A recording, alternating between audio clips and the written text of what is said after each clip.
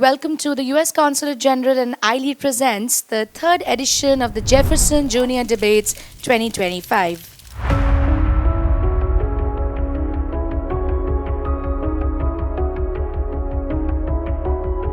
You see, why we gave this debate Jefferson debate?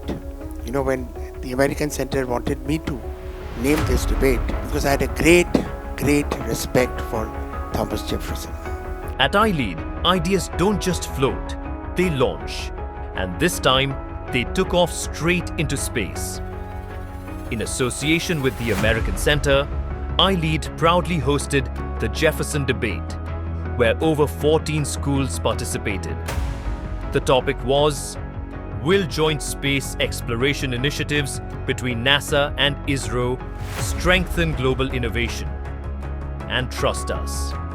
In 2021, they have also signed a treaty according to which they are going to build a lunar space station. Fantastic, but they are not going to grant access to it to any other nation, which is alarming.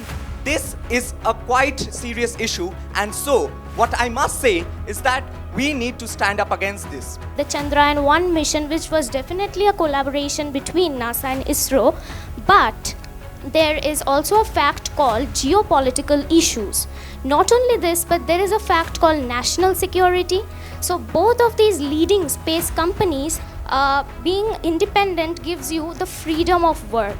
Ladies and gentlemen, today I stand before you to narrate about the life of Mohan Bhargava. He was a NASA scientist who had come back to his home ground India, and he had used the knowledge that he had learnt in NASA and applied that in rural India. That with NASA and ISRO collaborating, the benefits that these joint missions will yield will be limited to only these two parties. But this is fundamentally wrong because they have not even realized what the motion wants to state.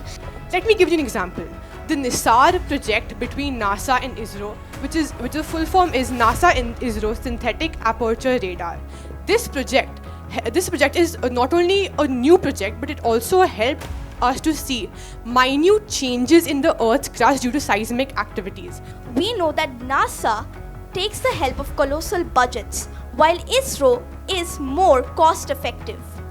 Such differences in budgets, such stark differences could definitely lead to disagreements, and I do not think that this is an appropriate condition that favors global innovation. The students brought insight, fire, and futuristic thinking to the table. Each round was charged with passion, logic, and diplomacy. Well, this isn't my first time at iLEAD, but I'm hoping that it's not the last because it's been such a fantastic experience getting to come to iLEAD. The facilities here are fantastic, and the team here is amazing, top-notch, probably some of the best people I've worked with anywhere in the world. And since I've been a diplomat for over 16 years now, or almost 16 years now, I've worked with quite a few people all the way around the world, and this team stacks up against any of them.